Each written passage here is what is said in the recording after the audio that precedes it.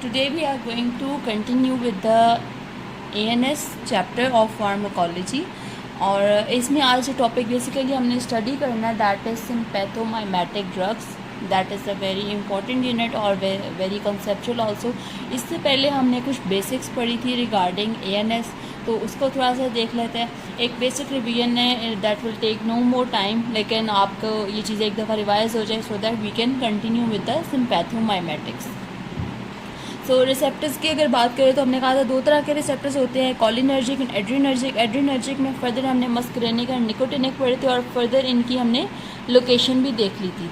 इसके अलावा एड्रीनर्जिक में हमने पढ़े थे कि अल्फ़ा बीटा एंड डोपामिनर्जिक होते हैं, और इसमें भी alpha 1 alpha 2 beta 1 2 3 and dopamine 1 and 2 दो तरह के होते हैं। सिंपैथेटिक में किस तरह से रिस्पॉन्स आता है, क्या क्या इफ़ेक्ट्स नज़र आएंगे। जब भी आपका सिंपैथेटिक स्टिमुलेट होगा तो आपको पता होना चाहिए कि आपकी किस तरह से आ रहे हैं रिजल्ट्स। आपकी ब्रोंकोडायलेशन हो रही है, फिर अल्फ़ा बीटा के लिहाज से वेज़ो कंस्ट्रिक्शन या डायलेशन होती है।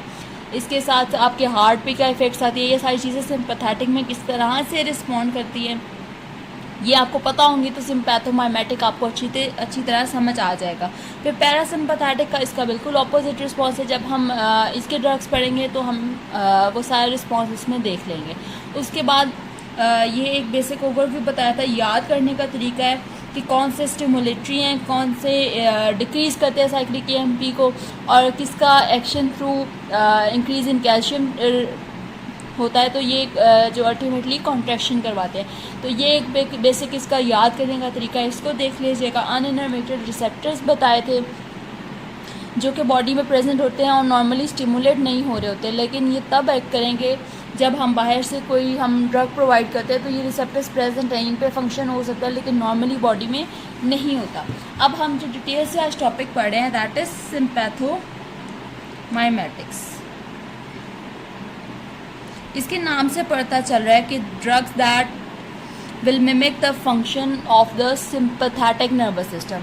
अब ज़ाहिर बात है जब बॉडी में इनके फंक्शन की या जो हमें रिक्वायर्ड है इनके इफेक्ट सिंपैथेटिक सिस्टम के, वो प्रोवाइड करने के लिए हम ये ड्रग्स यूज़ कर रहे हैं। इनको काफ़ी डिटेल में हमने पढ़ना, बुक में इतना ज़्यादा इसका इस तरह से नहीं दिया हुआ। सो इस रिगार्ड से ये बहुत इंपॉर्टेंट है क्योंकि इसके कॉन्सेप्ट्स हैं जो आपके लिए इम्पॉर्टेंट है। और वैसे भी मोस्टली इसके बाद CVS पढ़ाया जाता है, और CVS आपको तभी आ सकता है जब आपको ANS अच्छे से आता हो, और ये बुक में बिल्कुल भी इस तरह से मेंशन नहीं है। इसके बाद आप बुक को लाजमी रीड दें, लेकिन उससे पहले आपने ये सारा इसको अच्छी तरह से समझ लेना है। तो सिम्पैथोमाइमेटिक ड्रग्स को हम दो तरह से क्लासीफाई करते हैं। एक इसकी बेसिक जो है इसकी क्लासिफिकेशन है रिगार्डिंग द केमिकल कॉम्पोजिशन, और दूसरी इसकी एक्शन के लिहाज से होती है। अगर हम केमिकल कॉम्पोजिशन के लिहाज से इसको देखें तो यहाँ दो मेजर इसकी क्लासेस बनती हैं, कैटेकोलामीन्स एंड नॉन कैटेकोलामीन्स। यानी कि कैटेकोलामीन्स में चंद ड्रग्स आती हैं, उसके अलावा जितनी भी होंगी वो सारी नॉन कैटेकोलामीन्स क्लासिफिकेशन में आ जाएंगी। अब इसके नाम आपने अच्छी तरह याद रखने हैं, और फिर हम कुछ बेसिक फंक्शंस देख लेंगे और वो सारे सिमिलर होंगे फॉर ऑल द कैटेकोलामीन्स। इसमें क्या क्या आता है, एपिनेफ्रीन, नॉर एपिनेफ्रीन, इन दोनों में आगे आपको मैंने डिफरेंस भी बताया है लास्ट वीडियो में, उसको ज़रूर याद रखिएगा। इसके अलावा एक डोपामीन आपको बताया था, ये सारे हमने पहले पढ़ लिए हुए हैं। तो ये जो तीनों हैं ये हैं नेचुरल। इसके अलावा कुछ सिंथेटिक है जो कैटेकोलामीन्स की क्लास में कंसिडर किए जाते हैं। वो कौन से हैं? सिंथेटिक पूछे जाए तो आपने यही दो नाम लिखने हैं, डो ब्यूटामीन। इसका फंक्शन सिमिलर है टू द डोपामीन, लेकिन ये सिंपैथेटिक है, इसमें ये डिफरेंस देखा आता है। इसके अलावा एक और आपसे पूछा जाए कि कौन सा है डो ब्यूटामीन के अलावा, दैट इज़ आइसोप्रोटेरेनॉल। तो ये जी हो गए दो हमारे पास सिंथेटिक, और ये कैटेकोलामीन्स की क्लासिफिकेशन पूरी होगी। आगे इसके हम कैरेक्टरिस्टिक्स देखते हैं। इससे पहले हम नॉन कैटेकोलामीन्स में देख लेते हैं कौन कौन से आते हैं। ये नेम्स अभी आप इसी तरह से देख लें, इनको आगे हम जब पढ़ेंगे तो ये आपको साथ साथ याद भी हो जाएंगे। So starting of with the names, इसमें आता है फिनाइलेफ्रीन। ये नाम अच्छी तरह देख लो, और इसी तरह इन क्लासेस में आपने यही मेंशन करने हैं। एल्ब्यूटेरॉल, फिर आता है टर्ब्यूटालीन। ये कुछ ड्रग्स हैं जो आपके रेस्पिरेटरी सिस्टम के लिहाज से इम्पॉर्टेंट है और ये रेस्पिरेटरी में दोबारा इनका जिक्र आएगा। फिर आता है मेथॉक्सामीन, एम्फीटामीन और रिटोड्रीन।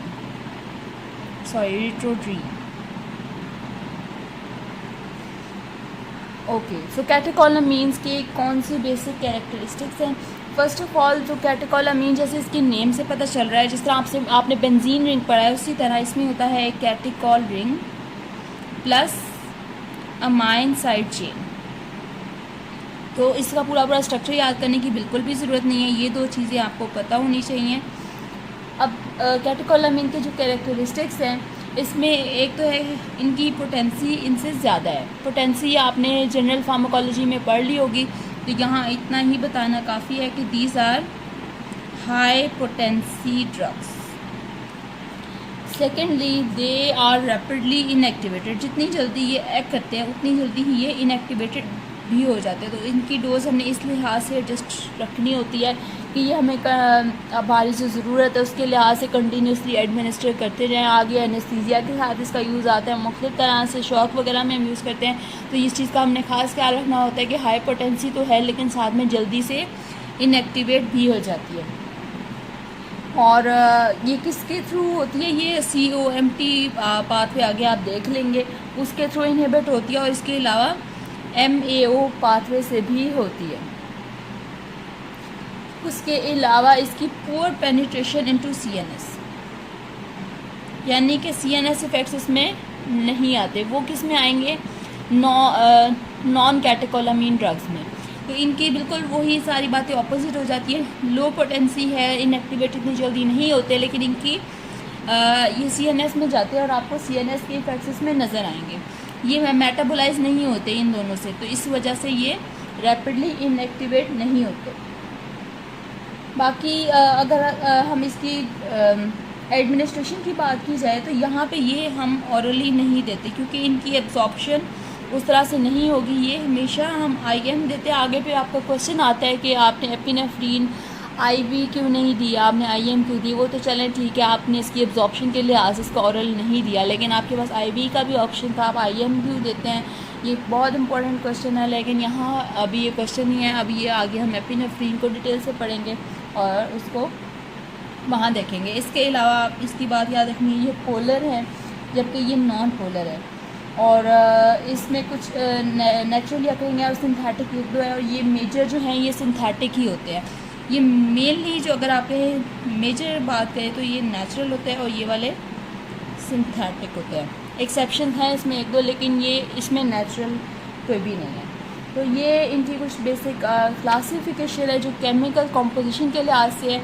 अभी नेक्स्ट हमने इसकी पढ़नी है रिगार्डिंग देयर एक्शन, तो उसको हम देखते हैं नेक्स्ट पार्ट।